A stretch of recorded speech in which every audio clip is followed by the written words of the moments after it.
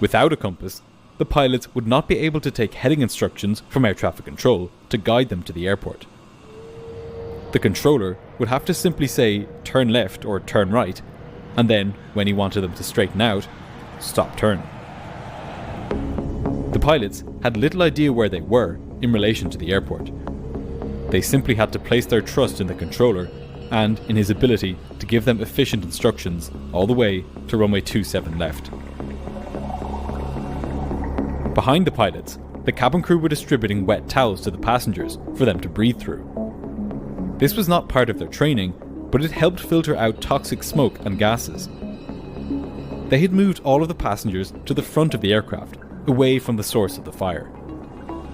But by now, nowhere on board was safe. The first officer instructed the cabin crew to sit down. With the plane now reaching 3,500 feet, it would either be landing very soon or not at all. 5 minutes after starting his hair-raising dive, Captain Cameron had finally got the plane down to 3,500 feet. But still, it was cloudy. The pilots would need to descend further.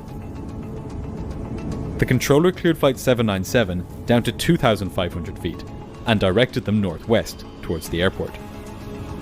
Still, the plane was travelling fast.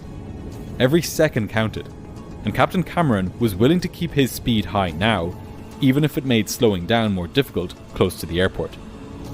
He had to draw on his experience to balance all of the risks that he faced, trying to do whatever it took to get the plane on the ground quickly and safely. Part of this involved not just thinking about how to handle the aircraft right at that moment, but about what kind of situation would meet him on the ground if he did manage to land. He knew that given the speed of the plane's descent, the cabin would likely still be pressurized when he landed. If this was the case, the cabin crew would not be able to open the doors and evacuate the aircraft. So he told the first officer to depressurize the plane, which he did. The outflow valves on the plane's fuselage opened, and some of the toxic cabin air now left the aircraft. But at 3,000 feet, there wasn't that much of a difference in air pressure between inside and outside the cabin. So the smoke continued to build. Without telling the captain, the first officer turned the air conditioning packs off. This would prove to be a highly consequential decision. These packs bring in fresh air to the cabin, and the first officer had reasoned that turning them off would starve the fire of oxygen, buying the crew precious minutes to get the plane on the ground. He also figured that given how bad the smoke was, it could hardly get any worse. Ouimet felt that he had to try something to reduce the amount of smoke on board.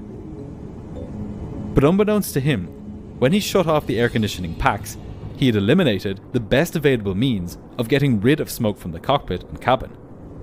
Now, there was virtually no fresh air coming in.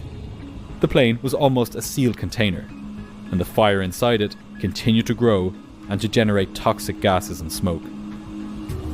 The cabin now began to heat up even faster, and crucially, combustible gases began to accumulate near the ceiling. At long last, as they descended through 3,000 feet, the plane broke out of the clouds. Finally, the pilots could see the ground. But the airport, 12 miles away, according to the controller, was nowhere to be seen. And given the amount of smoke in the cockpit, the pilots wouldn't be seeing it until they were very close.